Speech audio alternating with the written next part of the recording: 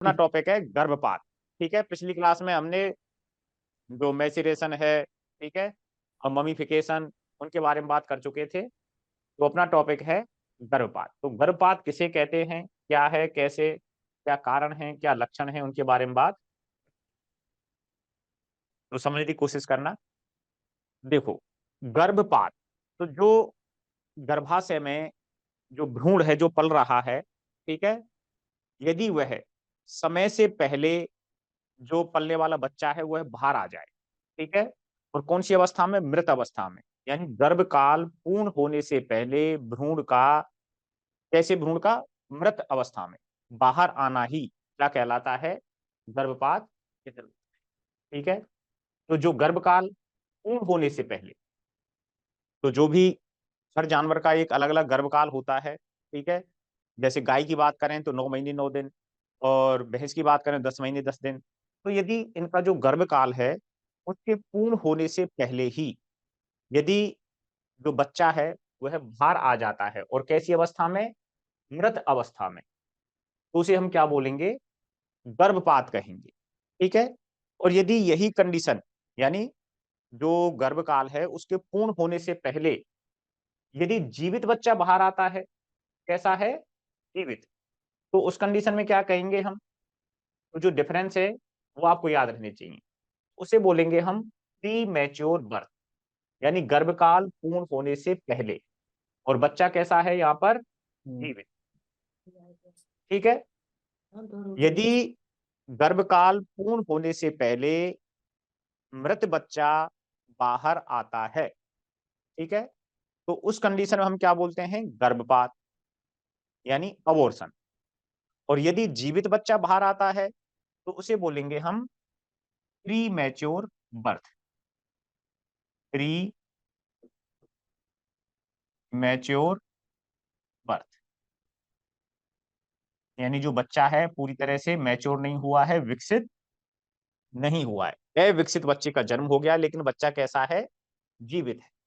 ठीक, अब एक कंडीशन और बनती है कि गर्भकाल पूर्ण हो गया है, ठीक है, और उसके बाद, यानी जो गर्भकाल है नॉर्मल, अब उससे ज्यादा समय ले लिया बच्चे ने जन्म लेने में, ठीक है, तो गर्भकाल पूर्ण होने के बाद यदि मृत फीटस बाहर आता है तो उसे हम बोलते हैं स्टिल बर्थ।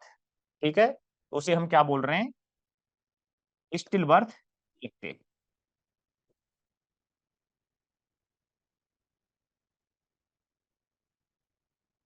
तो यहां पर हमने तीन चीजें पढ़ी। दो तो हैं कि जो बच्चा है वो समय से पहले आ रहा है, ठीक है, जो गर्भकाल पूर्ण करने से पहले ही बच्चा आ रहा है।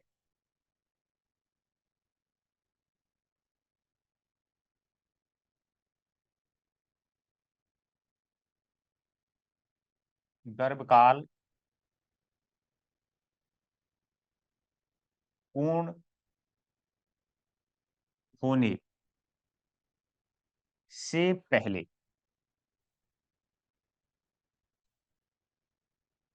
बच्चे का जन्म,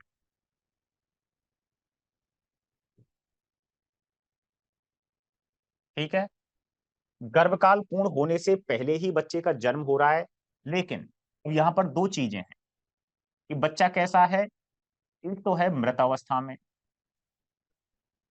ठीक है, और एक है जीवित अवस्था में। तो दोनों ही कंडीशन में क्या बोलेंगे हम, मृत अवस्था वाले को तो क्या बोल देंगे, गर्भपात,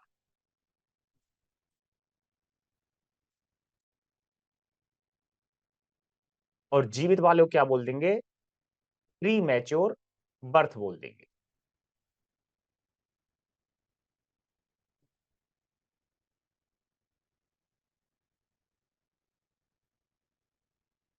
तो ये दो टर्म तो अपनी हो गई किससे संबंधित, कि जो गर्भकाल पूर्ण होने से पहले ही बच्चा क्या ले रहा है, जन्म ले रहा है। यदि गर्भकाल पूर्ण होने से पहले मृत बच्चा बाहर आ रहा है, जन्म ले रहा है, तो उसे तो हम कहेंगे गर्भपात यानी अबॉर्शन कहेंगे। और यदि जीवित बच्चा आ रहा है तो उसे हम क्या बोलेंगे, प्री मैच्योर बर्थ कहेंगे। ठीक है, अब गर्भकाल पूर्ण होने के बाद, गर्भकाल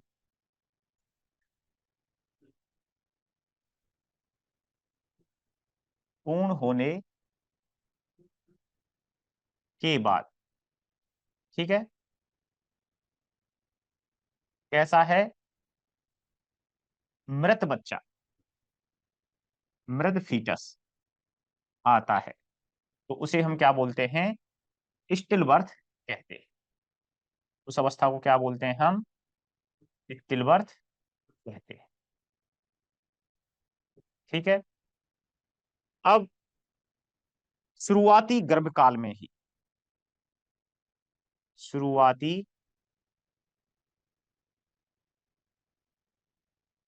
गर्भकाल में, यानी प्रेगनेंसी की शुरुआती, प्रेगनेंसी की अवस्था में ही बच्चे का मर जाना,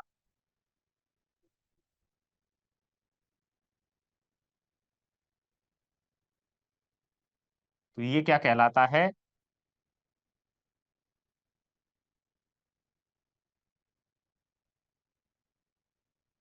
अर्ली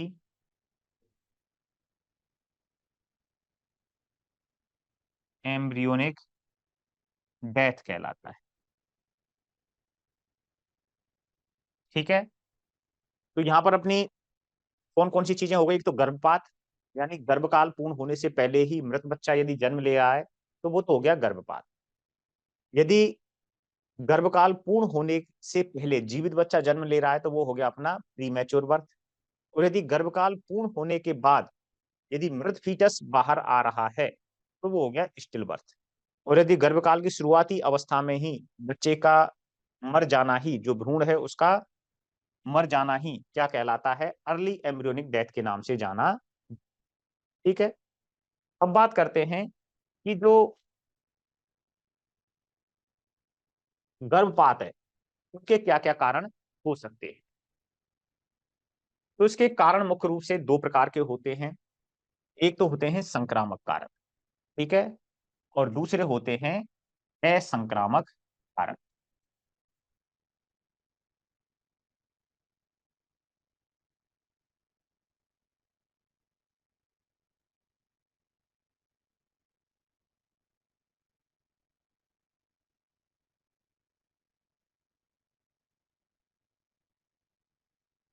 असंक्रामक कारक यानी संक्रामक कारण नहीं कहेंगे, यानी ऐसे कारण जिनकी वजह से गर्भपात हो रहा है, यदि उस जानवर के संपर्क में या जो गर्भपात हुआ फीटस है उसके संपर्क में यदि कोई दूसरा जानवर आता है तो वह दूसरे गर्भित जानवर में भी अबॉर्शन करवा सकता है। यानी वह बीमारी, जिस बीमारी से एक जानवर में गर्भपात हुआ है, ठीक है, तो उस जानवर के संपर्क में यदि दूसरा जानवर आता है तो उसमें भी गर्भपात हो सकता है। यानी एक जानवर से दूसरे जानवर में फैलने वाली बीमारी के कारण होने वाला गर्भपात या जो कारण है वो क्या कहलाते हैं, संक्रामक कारण कहलाते हैं। और असंक्रामक कारण यानी जिनकी वजह से गर्भपात हो रहा है वह कारण एक जानवर से दूसरे जानवर में नहीं फैलते हैं। ठीक है, केवल उसी जानवर को प्रभावित करेंगे जिस जानवर में वो संबंधित है। ठीक है। तो संक्रामक कारण जो एक जानवर से दूसरे जानवर में फैल रहे हैं, यानी ऐसी बीमारियां जिनकी वजह से संक्रमण हो रहा है, एक जानवर से दूसरे जानवर में फैलती हैं और अबॉर्शन का कारण बनती हैं, गर्भपात का कारण बनती हैं। और असंक्रामक जो केवल एक जानवर से संबंधित होती हैं, एक जानवर से दूसरे जानवर में नहीं फैलती है। ठीक है। तो संक्रामक कारणों में जो मुख्य रूप से आते हैं वो कौन कौन से, जीवाणु, विषाणु, फंगस और परजीवी। ठीक है। तो ये क्या करते हैं, अबॉर्शन का कारण बनते। ठीक है। तो इनके बारे में बात करते हैं कि कौन कौन से जीवाणु हैं जो संक्रमण का कारण बनते हैं और गर्भपात करवाते हैं। देखिए, तो जीवाणुओं की बात करें तो सबसे पहले एक बीमारी होती है ब्रूसेलोसिस। ठीक है। तो जो ब्रूसेलोसिस डिजीज है यह क्या करवाती है, अबॉर्शन करवाती है। जो कि किससे संबंधित हैं, ये सभी जो बीमारियां हैं, ब्रूसेलोसिस, लिस्टेरियोसिस, लेप्टोस्पाइरोसिस, विब्रियोसिस, ट्यूबरकुलोसिस, ये किससे संबंधित हैं, यह जीवाणुओं से संबंधित बीमारियां होती हैं। ठीक है, और क्या करवाती हैं, अबॉर्शन करवाती हैं। ठीक है, सामान्यतः ब्रुसेलोसिस, लिस्टेरियोसिस, लेप्टोस्पाइरोसिस, ये जो तीनों बीमारियां हैं, यह अंतिम ट्राइमेस्टर में,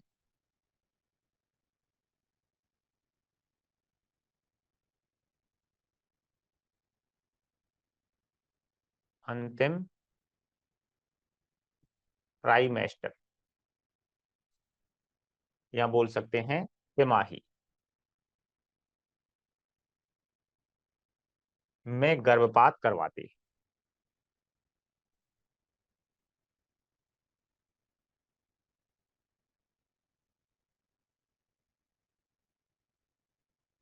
ठीक है, अब जो ब्रूसेलोसिस है, ठीक है, और लिस्टेरियोसिस, लेप्टोस्पायरोसिस, इनके बारे में डिटेल में हम मेडिसिन में बात करेंगे। ठीक है, ये बीमारी किस वजह से होती हैं, कैसे होती हैं।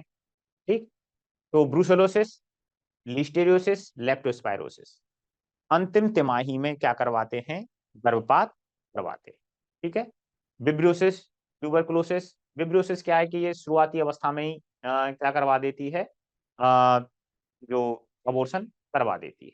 ठीक है, इसी तरह से ट्राइकोमोनियोसिस 2 से लगभग 4 माह की उम्र पर ही क्या करवा देती है, अबॉर्शन करवा देती है। तो ये हो गई प्रोटोजोआ से जनित बीमारियां, ट्राइकोमोनियोसिस और सर्रा। ठीक है, प्रोटोजोआ या परजीवी जनित, ये क्या है, परजीवी है, जिनकी वजह से क्या होता है, ये अबॉर्शन का कारण बनते हैं।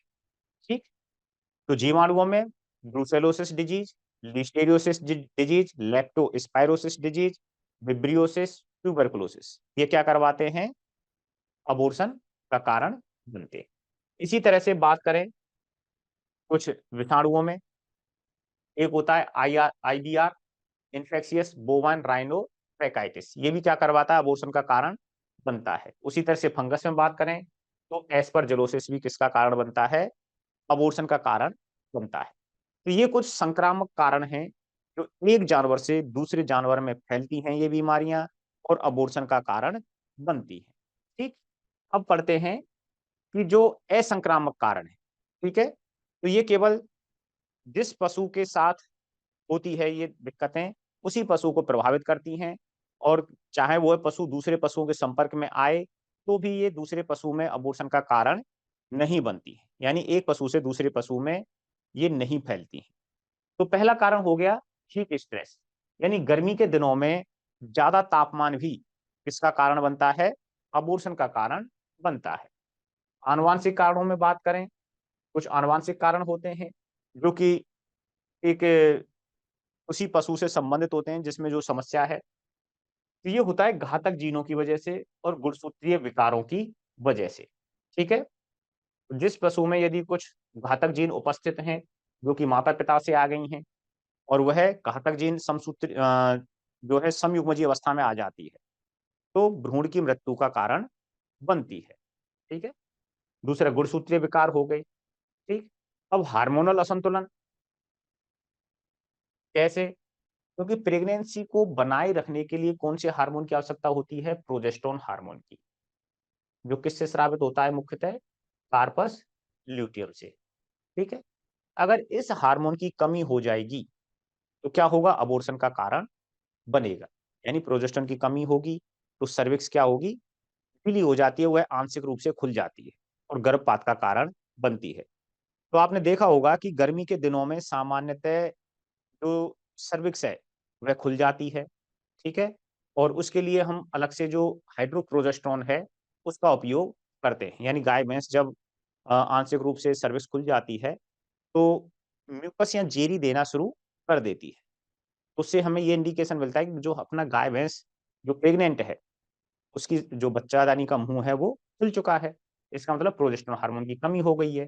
तो हम बाहर से क्या देते हैं, हाइड्रोप्रोजेस्टेरोन का इंजेक्शन देते हैं, जिससे प्रोजेस्टेरोन की पूर्ति हो जाती है और बच्चेदानी का मुंह बंद हो जाता है और जानवर में गर्भपात होने से रुक जाता है। ठीक है, अगला है रासायनिक कारण। रासायनिक कारण में कुछ ऐसे रसायन जानवर ने खा लिए, जैसे नाइट्रेट हो गया, आर्सेनिक हो गया, कार्बन टेट्राक्लोराइड हो गया, तो ये क्या करते हैं, पॉइजनिंग करके जानवर में गर्भपात का कारण बनते हैं। इसी तरह से विषैले पादप जैसे गॉसिपोल,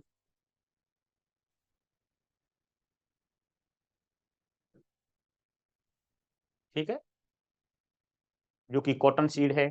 अरंडी, अरंडी से क्या होगा कि राइसिन है इसमें, पोषक तत्व।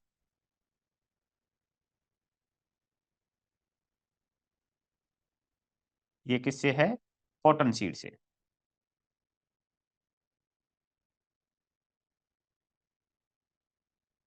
साइनाइड पॉइजनिंग जो पनीर वगैरह होती हैं, ठीक है, ज्वार वगैरह यदि ज्यादा खा लेती है, यानी कैसी ज्वार, जो कि गोई है और एक लंबे समय से बढ़ी नहीं और अचानक बरसात हुई तो जिसकी ग्रोथ एक साथ होती है, तो उस ज्वार में साइनाइड की मात्रा ज्यादा होती है और साइनाइड पॉइजनिंग का कारण बनती है।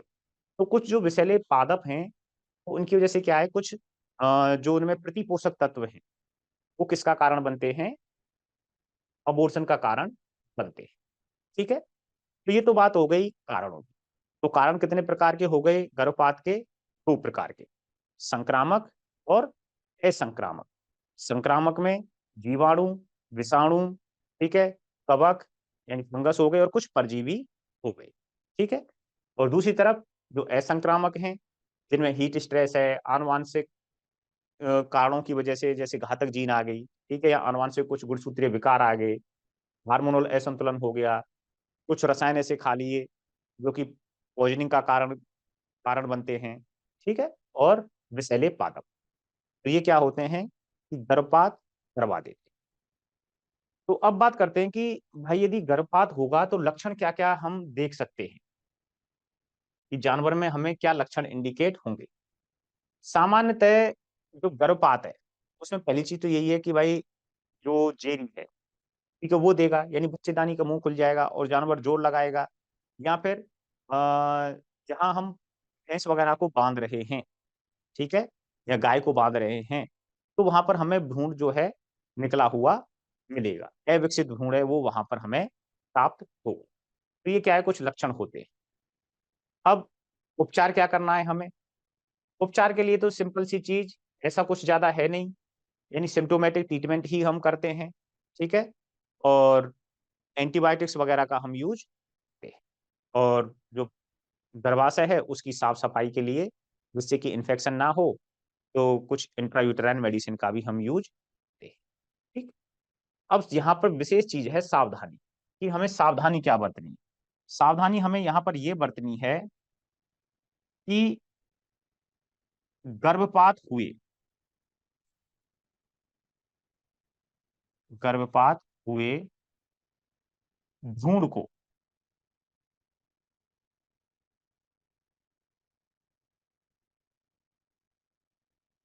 गड्ढा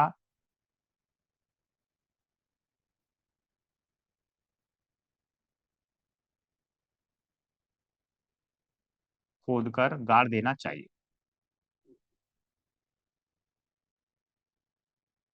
गाड़ना चाहिए। ठीक है, दूसरा,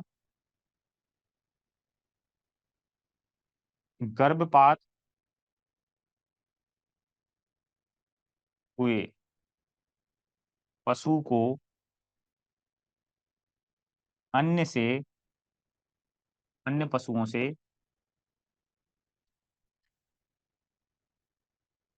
अलग बांधना चाहिए।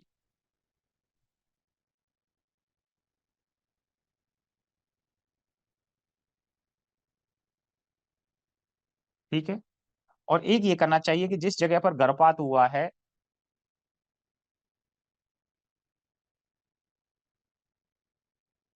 गर्भपात वाली जगह को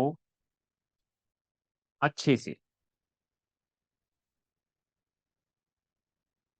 ठीक है, साफ कर देना चाहिए, जिससे कि वहां पर यदि कोई संक्रामक कारण है तो वो अन्य पशुओं में संक्रमण का कारण ना बने। तो ये सावधानी वहां पर करनी चाहिए कि जो गर्भपात हुआ भ्रूण है उसको हमें गाड़ देना चाहिए। ठीक है, और जो पशु है उसको अन्य पशुओं से अलग बांध देना चाहिए। ठीक है? और गर्भपात वाली जगह को सही तरीके से साफ सफाई कर देनी चाहिए। ठीक है? कुछ जो डिटर्जेंट टाइप से या फिर जो डिसइंफेक्टेंट हैं उनका हम उपयोग कर सकते हैं, जिससे कि वो जगह है कैसी हो जाए, जो सूक्ष्म जीवों से मुक्त हो जाए। ठीक है? तो इस तरह से ये अपना गर्भपात है कि गर्भपात में किस तरह से हमें देखभाल करनी चाहिए।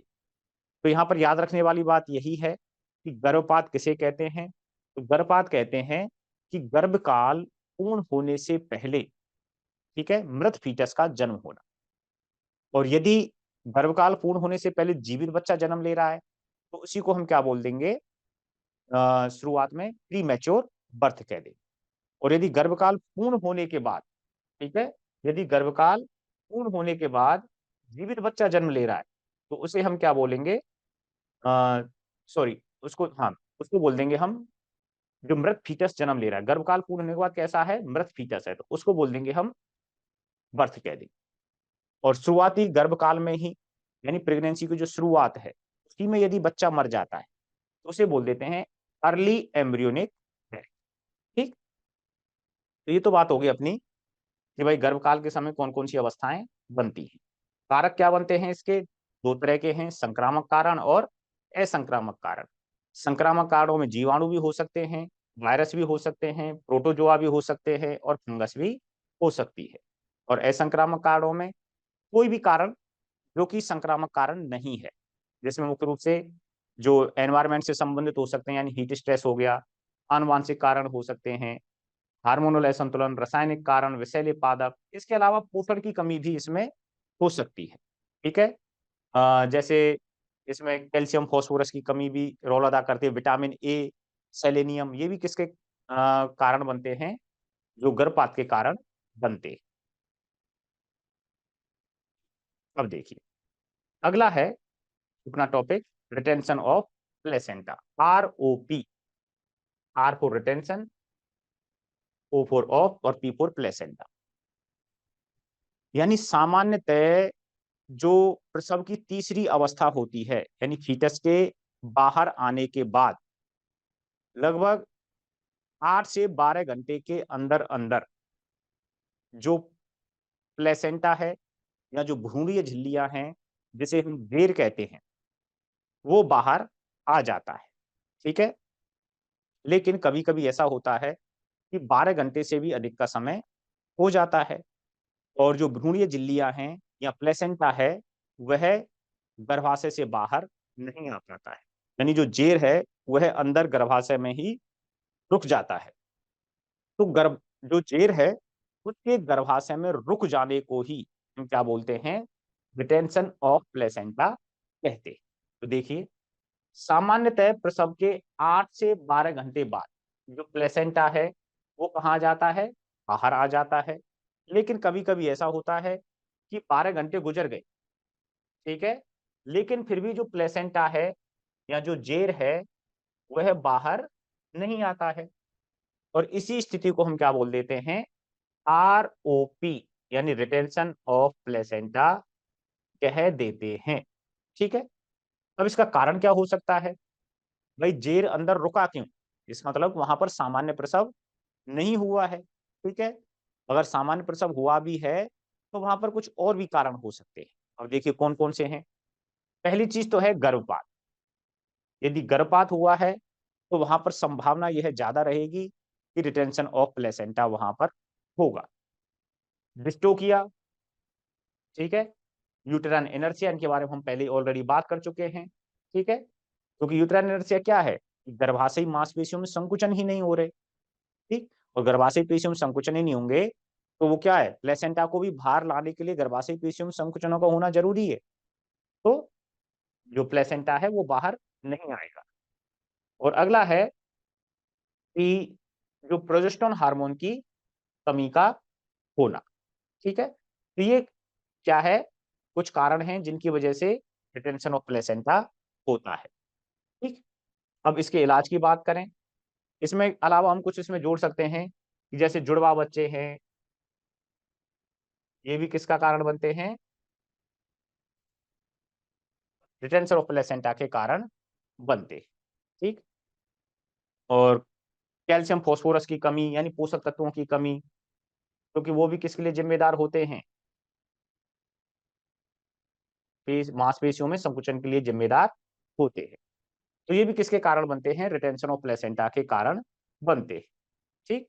और गर्भाशय का जो आकार है वो सामान्य से बड़ा है, यानी जैसे जुड़वा बच्चे हैं तो गर्भाशय का जो आकार है वो सामान्य से बड़ा हो जाएगा, उसका सही ढंग से यानी साइज बड़ी हो गई तो सही ढंग से कॉन्ट्रैक्शन नहीं हो पाएगा, यानी जो प्लेसेंटा है वो पूरा बाहर नहीं आ पाएगा, और क्या होगा, रिटेंशन ऑफ प्लेसेंटा वहां पर हो जाएगा, यानी जो प्लेसेंटा है वो बाहर नहीं आ पाएगी। अब बात करें इसके लक्षण की कि भाई रिटेंशन ऑफ प्लेसेंटा हम पता कैसे लगाएंगे। सामान्यतः तो यही है कि भाई हम ज्यादातर ध्यान रखते हैं, यानी जो प्लेसेंटा निकलेगा वो दिखता ही है भाई कि बाहर प्लेसेंटा निकला है या नहीं निकला है प्रसव के बाद। लेकिन फिर भी मान लो हम ध्यान नहीं रख पाए, यानी प्लेसेंटा को हमने नहीं देखा, तो फिर हम कैसे पता लगाएंगे। तो जो प्लेसेंटा है उसका कुछ भाग बाहर लटका रहता है जब तक कि पूरा प्लेसेंटा निकल नहीं जाता है। ठीक है। और यदि निकल जाता है फिर भी लटका हुआ है तो वो अपने आप कुछ समय के बाद ही गिर जाता है, वो ताजा रहता है। ठीक है। लेकिन यदि रिटेंशन ऑफ प्लेसेंटा है तो उस कंडीशन कैसे पता लगाएंगे कि जो प्लेसेंटा का हिस्सा बाहर लटका हुआ है वह कैसा रहेगा, सूखा होगा, यानी उसमें जो मॉइस्चर है, ठीक है, उसमें जो उसके क्या बोलते हैं उसकी सॉफ्टनेस है वो नहीं रहेगी, कैसा हो जाएगा, सूखा हो जाएगा, वो सूख जाएगा, और धीरे धीरे अंदर ही वो क्या लगेगा, सड़ने लगेगा, तो बदबूदार डिस्चार्ज आने लग जाएगा। ठीक है। और जानवर प्लेसेंटा को बाहर निकालने के लिए क्या करेगा, बार बार जोर लगाएगा, यानी उसके अंदर दर्द तो उठेंगे लेकिन फिर भी प्लेसेंटा बाहर नहीं आ पा रहा है। ठीक। तो बार बार जोर लगाता है, डिस्चार्ज आता है, और प्लेसेंटा जो लटका रहता है वह कैसा हो गया है, सूख चुका है। ठीक। तो उससे हमें ये पता चलता है कि भाई प्लेसेंटा अभी बाहर नहीं निकला है। अब इसके निकालने के लिए क्या करना पड़ेगा हमें, निकालने के लिए सामान्यतः सबसे पहले हम क्या करते हैं कि क्या दे सकते हैं भाई, हमें क्या करना है कि जो गर्भाशय है उसकी कॉन्ट्रैक्शन हमें बढ़वाने, कि जिससे कि गर्भाशय की मांसपेशियों में जब कॉन्ट्रैक्शन बढ़ेगा तो ही जो प्लेसेंटा है वह बाहर आएगा। ठीक। तो उसके लिए हम क्या करते हैं, एक विशेष प्रकार की औषधि होती हैं जिन्हें बोलते हैं हम एक्बॉलिक्स औषधियां, इनको देते हैं। ठीक है। तो जिसमें आपके कई सारी औषधियां आती हैं, लिक्विड फॉर्म में आते हैं। ठीक है। उनको हम देते हैं। तो ये बात हो गई, यानी गर्भाशयी पेशियों में संकुचन करवाने के लिए हम कौन सी औषधियां देते हैं, एक्बॉलिक्स औषधियां। एक्बॉलिक्स औषधियां किन्हें बोलते हैं, जो गर्भाशय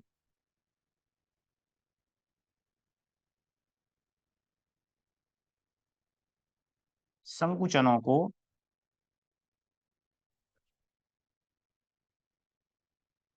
बढ़ाती है। तो गर्भाशयी संकुचनों को बढ़ाएंगे तो प्लेसेंटा बाहर आएगा। ठीक है। इसके अलावा हम क्या दे सकते हैं वहां पर, ऑक्सीटोसिन हार्मोन दे सकते हैं। ये भी क्या करेगा, इस संकुचनों को बढ़ाएगा, गर्भाशयी संकुचनों को बढ़ाएगा। PGF2 अल्फा, इसको भी दे सकते हैं। और अगर ये सब काम अपने कारगर नहीं होते हैं, ठीक है, हमने ऑक्सीटोसिन दे लिया, PGF2 अल्फा भी दे लिया, एक्बॉलिक्स औषधियां भी दे ली, ठीक है, जिसमें क्या है कि मुख्य रूप से एक्बॉलिक्स में अर्गट वगैरह आ जाते हैं। ठीक है। तो इन सब के बाद फिर हम क्या करते हैं, हाथ के द्वारा प्लेसेंटा को बाहर निकालते हैं। ठीक है।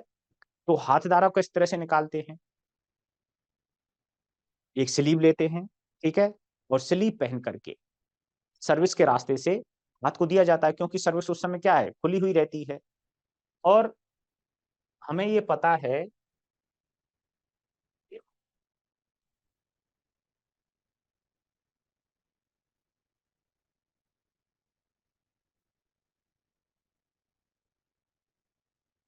जो प्लेसेंटा है, प्लेसेंटा के कितने भाग हैं, हम विशेषकर गाय भैंस की बात कर रहे हैं।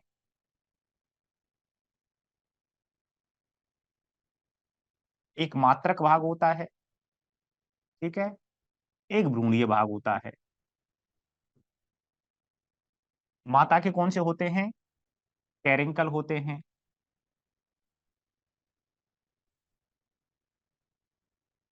और भ्रूण का भाग जो होता है वो कौन सा होता है, कोटिलीडन होता है।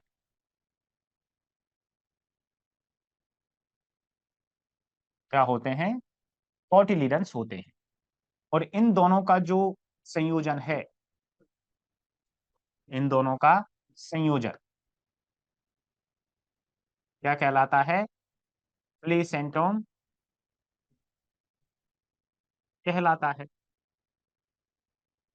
तो क्या है कि मान लो कि ये क्या हो गया, एक कोटिलीडन हो गया,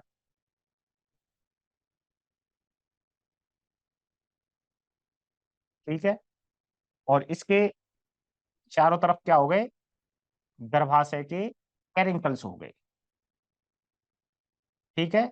इन्होंने क्या कर लिया, इसको जकड़ रखा, ये दोनों के बीच का संबंध है। तो जब तक, और इन दोनों के बीच का जो संबंध है ना, यहाँ पर जो मुख्य रूप से जो चीज होती है वो होते हैं कोलेजन फाइबर। क्या चीज होती है, कोलेजन फाइबर।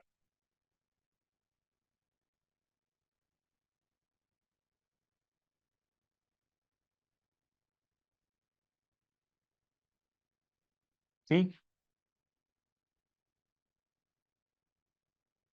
और ये हो गया कैरिंकल।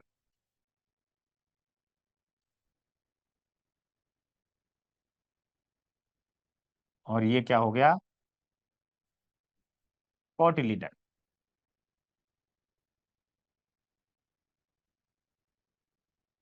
ठीक है।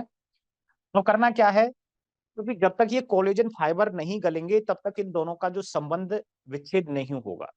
सामान्य कंडीशन में क्या होता है कि जब प्रसव प्रक्रिया होती है तो यहाँ पर ब्लड सप्लाई कम हो जाती है। जो प्लेसेंटा है, ठीक है, प्लेसेंटा किससे बना है, कैरेंकल और कोटिलीडन्स के बीच के संबंध से बना है, इसी के द्वारा जुड़ा हुआ है। तो सामान्य अवस्था में क्या होता है, यहाँ पर ब्लड सप्लाई चलती रहती है, ठीक है। लेकिन जब प्रसव प्रक्रिया होती है तो यहाँ पर ब्लड सप्लाई बंद हो जाती है। ब्लड सप्लाई बंद होने के कारण जो कैरिंकल्स हैं ये सिकुड़ने लगते हैं, ठीक है। कोटिलीडन्स को ये लूज छोड़ देते हैं, इन पर जो पकड़ है अपनी कमजोर कर देते हैं। और प्रसव के समय जब गर्भाशय संकुचन होते हैं तो इनके मध्य का जो संबंध विच्छेद है वो होने लग जाता है, ढीला हो जाता है, ठीक है। अब लास्ट तक, जब तक प्रसव प्रक्रिया हो गई और लास्ट तक जब अंतिम समय बचता है, फीटस बाहर निकल गया, तो उसके बाद भी जब गर्भाशय संकुचन चलते रहते हैं तो इनका संबंध विच्छेद पूरी तरह से हो जाता है। और यहाँ पर से ये जो कोटिलीडन्स हैं ये निकल करके बाहर आ जाते हैं, ठीक है। यानी ये छोटे पड़ गए और कोटिलीडन्स कहाँ आ गए, बाहर आ गए, इस तरह से। और यहाँ पर कोटिलीडन्स क्या क्या हो गए, वो छोटे पड़ गए, इस तरह से मान लो, ठीक है, सिकुड़ गए वो।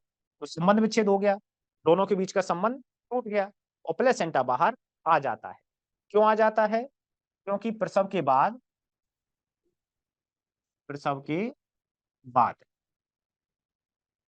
प्लेसेंटा को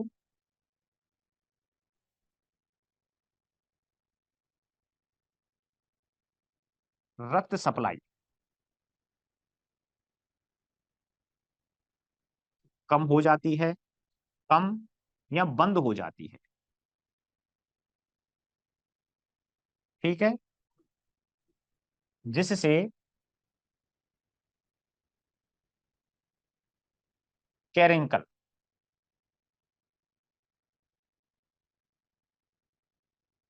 सिकुड़ जाते हैं,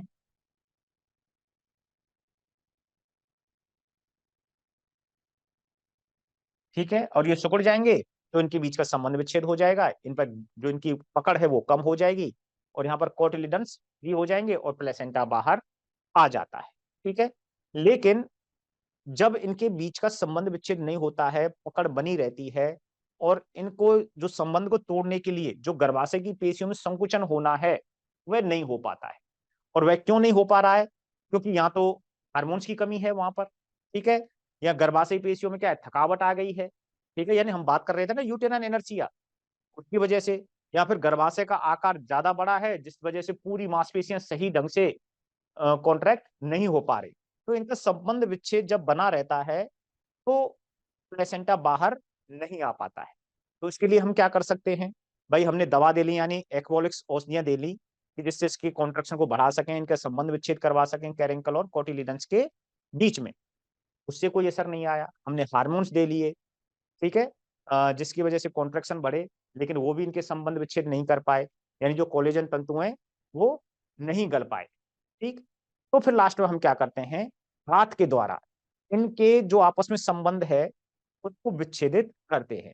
इन कैरेंकल्स और कोटिलेडन्स के बीच के जो संबंध है इसको हम यानी खींच करके हाथों से सुरजा करके, यानी इन कैरेंकल्स को क्या करते हैं, कोटिलेडन्स के चारों तरफ से हटाते हैं।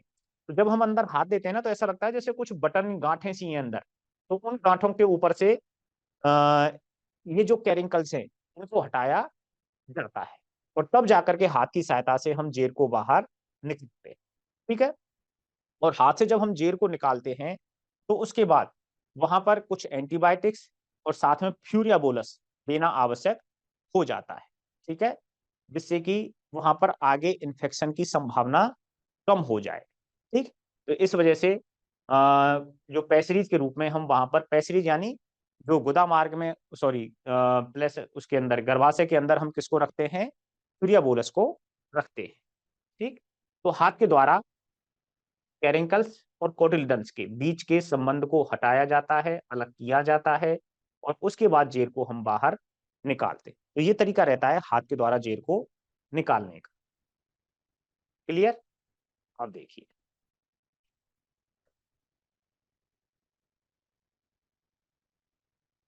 तो ये बात हो गई अपनी इसके उपचार की, कि हाथ के द्वारा हमने जेर को बाहर निकाल लिया, जो कैरेंकल्स और कोटिलिडन्स हैं उनके बीच के संबंध को विच्छेदित करके। ठीक, अब यहाँ पर हम बात कर रहे थे कि एक्वॉलिक्स औषधियां जो क्या करती हैं, गर्भाशयी संकुचनों को कम करती हैं। इसी तरह से मान लो कि गर्भाशयी पेशियों के संकुचन को कम करने वाली औषधियां कौन सी होती हैं, उनको बोलते हैं हम टोकोलाइटिक।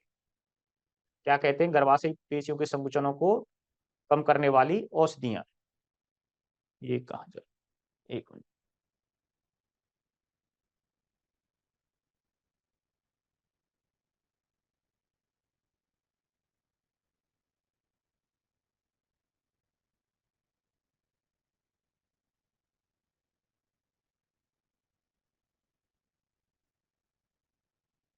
टोकोलाइटिक।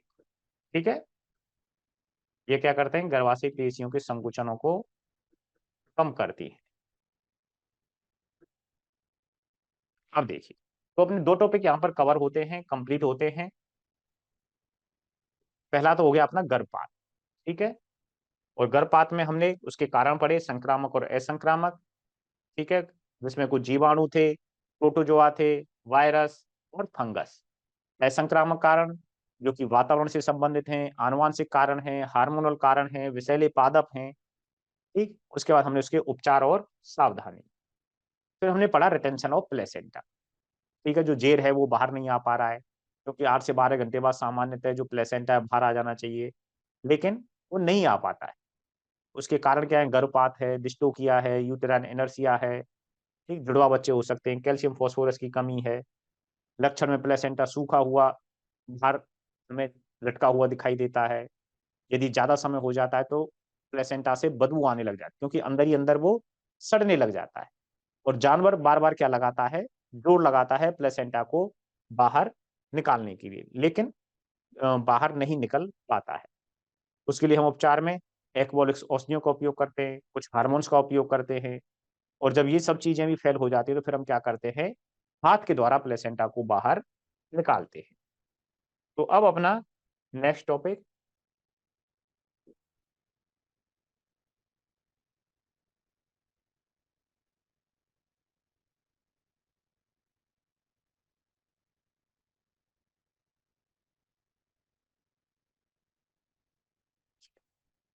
अगला है मेट्राइटिस। तो मेट्राइटिस किसे कहते हैं,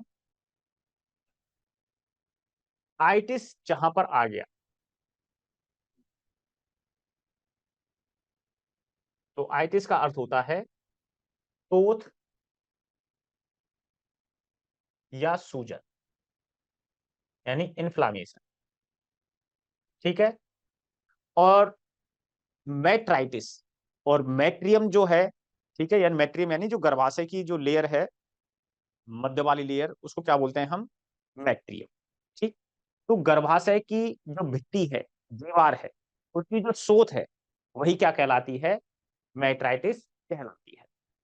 क्योंकि मैट्रियम क्या है, सबसे मोटी लेयर होती है गर्भाशय की, ठीक है, तो इसलिए हम मैट्रियम शब्द यहाँ पर यूज करते हैं।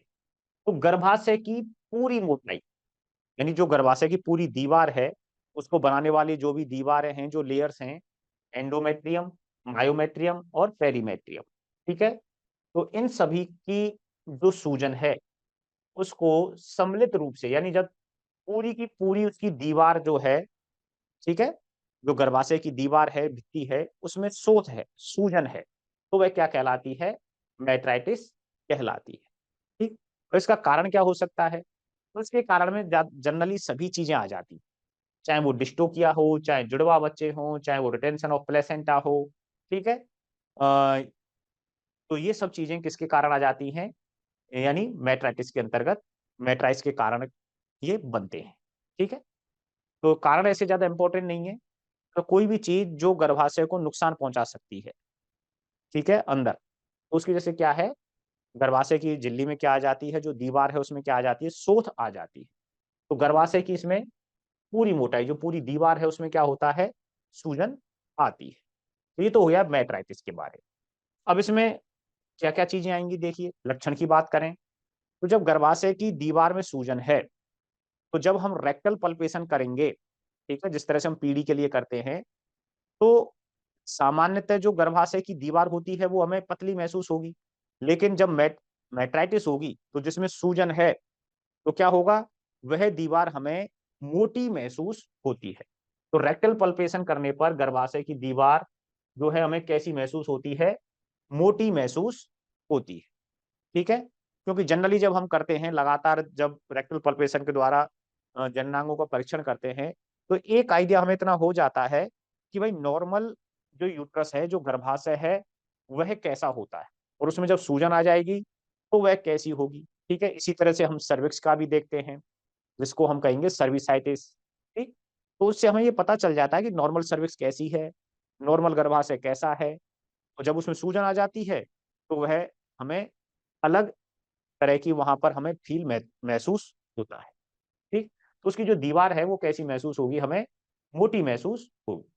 और जब हम इस गर्भाशय को दबाएंगे, ठीक है, तो क्या होगा, उससे बदबूदार मवाद युक्त लाल भूरा स्राव बाहर आता है, ठीक है, चलिए, तो ये तो बात हो गई किसके बारे में, मेट्राइटिस के बारे में। अब इसके उपचार के लिए क्या करेंगे हम, इसके उपचार के लिए पोविडीन दे सकते हैं हम 5% कैसी, इंट्रा यूटेराइन गर्भाशय में डाल सकते हैं, या फिर अमोक्सिलिन और क्लोक्सिलिन जो है वो हम इंट्रा यूटेराइन देते हैं। इंट्रा यूटेराइन का मतलब है कि गर्भाशय में दवा को कहाँ प्रवेश करा रहे हैं हम, गर्भाशय, ठीक है। इसी तरह से यहाँ पर हम दे सकते हैं मेट्रोनिडाजोल और जेंटामाइसिन, तो ये इसमें हेल्प करेंगे, जो गर्भाशय की सोथ है, मेट्राइटिस है, उस सोथ को दूर करने में मदद करते हैं। तो मेन चीज यही है यहाँ पर कि गर्भाशय की दीवार की सोथ क्या कहलाती है, मेट्राइटिस कहलाती है। उसका कारण क्या हो सकता है, जुड़वा बच्चे हो सकते हैं, ठीक है, रिटेंशन ऑफ प्लेसेंटा हो सकता है, डिस्टोकिया हो सकता है, जो भी चीजें गर्भाशय की दीवार को नुकसान पहुंचाती हैं, ठीक, वो किसका कारण बनेंगी, मेट्राइटिस का कारण बनती हैं। रेक्टल पल्पेशन करने पर क्योंकि दीवार में सोथ है, तो जब कभी भी हम हाथ दे करके देखेंगे, तो जो उसकी वॉल है, दीवार है, गर्भाशय की भित्ति है, वो हमें सामान्य से मोटी महसूस होती है, और गर्भाशय को दबाने पर वहां से क्या निकलेगा, मवाद युक्त लाल भूरा स्राव वहां पर निकलता है, जिसके लिए हम इलाज में क्या कर सकते हैं, पोविडीन दे सकते हैं, अमोक्सिलिन क्लोक्सिलिन दे सकते हैं, और मेट्रोनिडाजोल के साथ जेंटामाइसिन हम इंट्रा यूटेराइन दे सकते हैं, ठीक है, सिंपल सा है, छोटा सा टॉपिक है।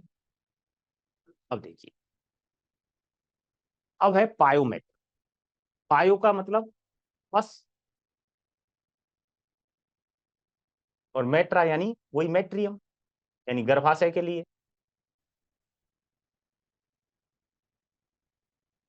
तो सिंपल सा यहाँ पर नाम से पता चल रहा है कि पस है, और पस कहां पर है, गर्भाशय के अंदर है, तो उसको हम क्या बोल देंगे, पायोमेट्रा कह देंगे।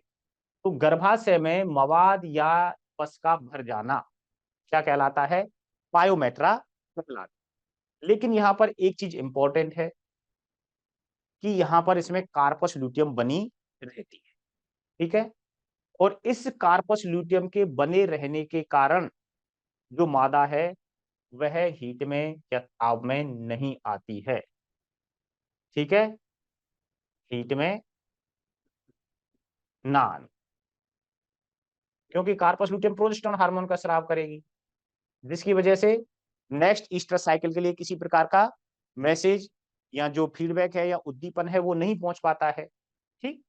तो मवाद है यहाँ पर गर्भाशय के अंदर, जिसको हम क्या बोल रहे हैं, पायोमेट्रा, और कार्पस ल्यूटियम बनी हुई है, जिसकी वजह से मादा हीट में नहीं आती है। और यहाँ पर जो सर्विक्स है वह आंशिक रूप से खुली हुई रहती है, ठीक है।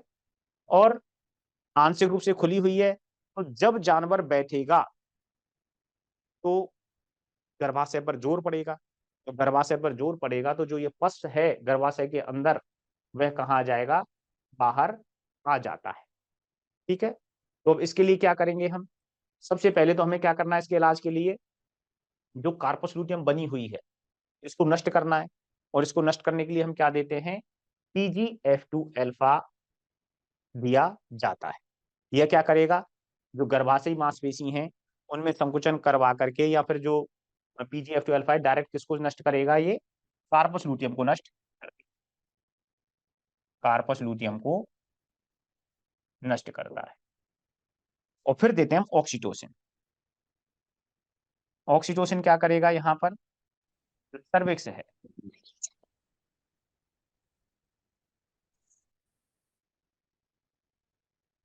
सर्विक्स के रास्ते, सॉरी इसको हटाओ, जो गर्भाशयी पेशी हैं उनमें संकुचनों को गर्भाशयी पेशियों में संकुचन तेज करवाता है, और जिसकी वजह से जो भी पस वगैरह है वो पूरा का पूरा बाहर आ जाता है, ठीक है। तो यहाँ पर क्या है, पायोमेट्रा में, पायोमेट्रा और मेट्राइटिस।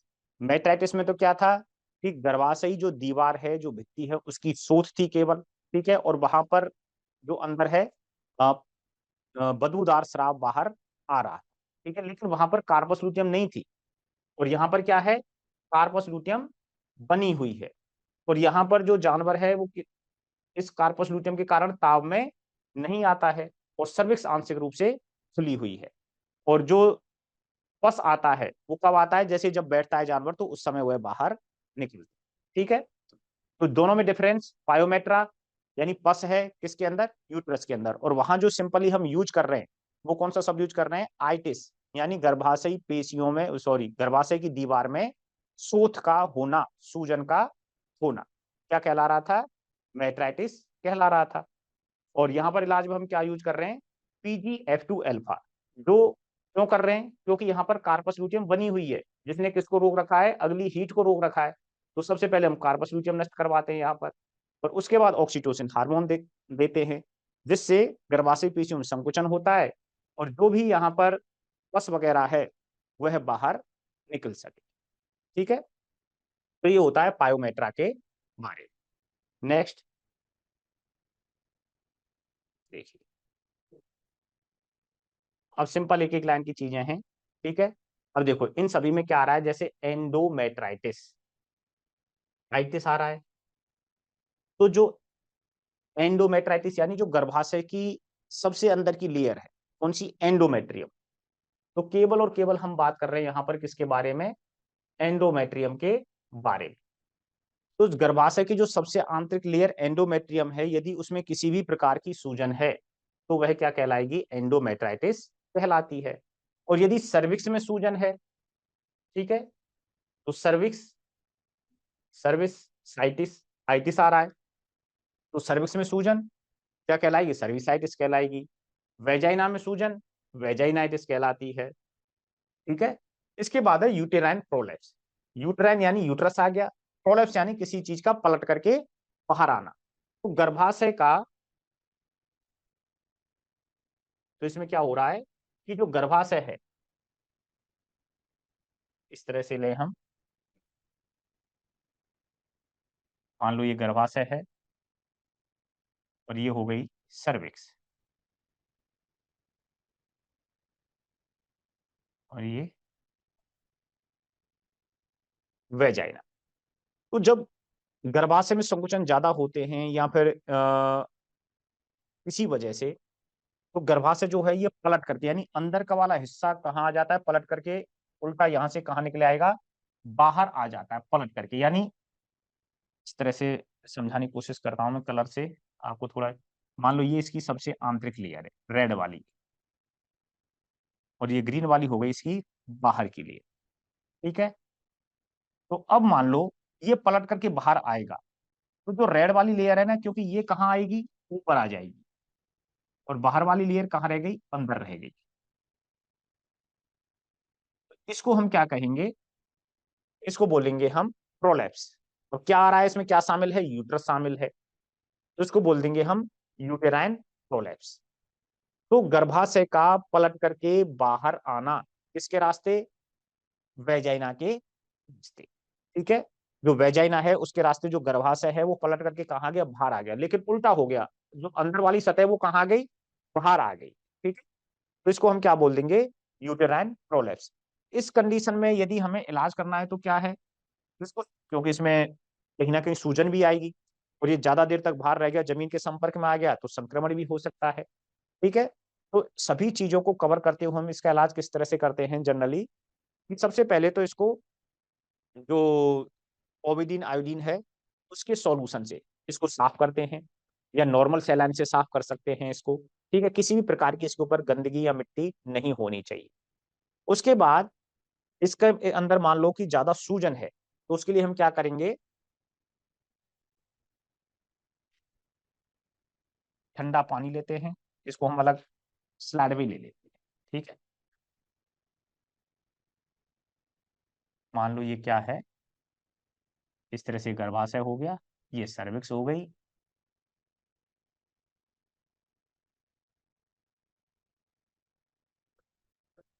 और ये इसमें क्या हो गई, आंतरिक लेयर हो गई। और जब ये पलट करके बाहर आएगा, बाहर।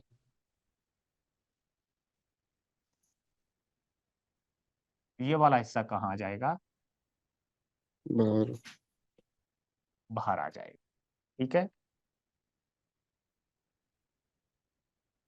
और ये ग्रीन वाला हिस्सा कहाँ रहेगा, अंदर रहेगा।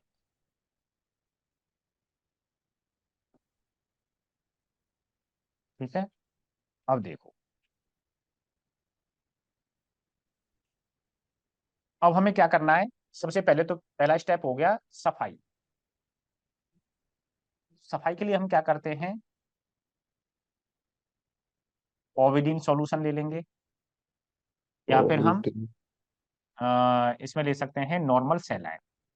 तो नॉर्मल सैलाइन से क्या कर देंगे, इसको ही सफाई कर देंगे।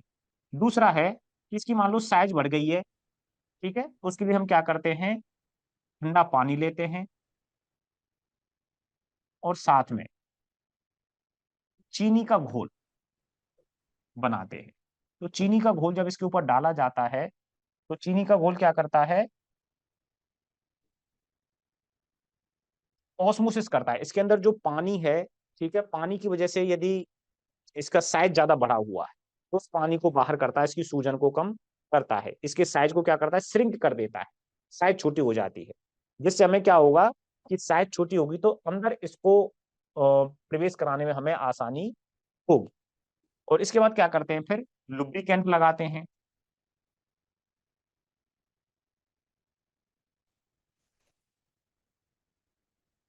पैराफिन वगैरह का हम यूज कर लेते हैं, जिससे कि घर्षण ना हो और इसमें किसी प्रकार की चोट ना लगे इसके अंदर सतह पर।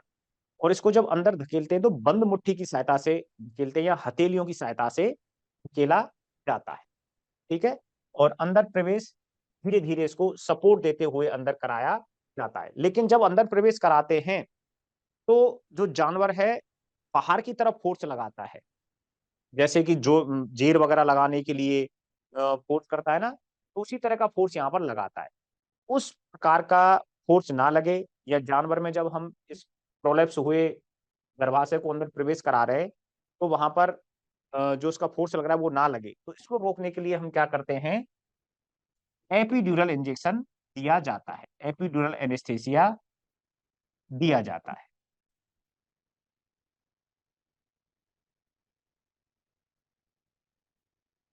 उससे क्या होगा कि ये जानवर गर्भाशय को बाहर निकालने के लिए जोर नहीं लगाएगा और हम आसानी से गर्भाशय को अंदर प्रवेश करा सकते हैं। तो जब हम इसको अंदर की तरफ करेंगे तो वापस से ये वाला हिस्सा कहाँ चला जाएगा, रेड वाला अंदर आ जाएगा और ग्रीन वाला ऊपर आ जाएगा, क्योंकि इसको अंदर होता हुआ जाएगा इस तरह से। तो ग्रीन वाला हिस्सा कहाँ जा रहा है, ऊपर जा रहा है, और रेड वाला ये अंदर हो जाएगा। ठीक है, और इसके बाद कुछ एंटीबायोटिक्स दे देते हैं। ठीक है, और मीडिया बोलस वगैरह भी अंदर रख देते हैं, जिससे कि बाहर के संक्रमण वगैरह इसमें दोबारा से जो ना फैले। ठीक है, तो इस तरह से ये प्रोलैप्स के केस में को हैंडल किया जाता है। ठीक, तो इस तरह से अपने यहाँ पर आज के टॉपिक कवर होते हैं, जिसमें हमने किस किस के बारे में बात की, अबॉर्शन के बारे में, रिटेंशन ऑफ प्लेसेंटा के बारे में, मेट्राइटिस के बारे में, और पायोमेट्रा के बारे में। ठीक है, तो अब यहाँ पर आपका कोई सवाल है तो आप एक बार बोल सकते हैं। छोटे छोटे से टॉपिक थे।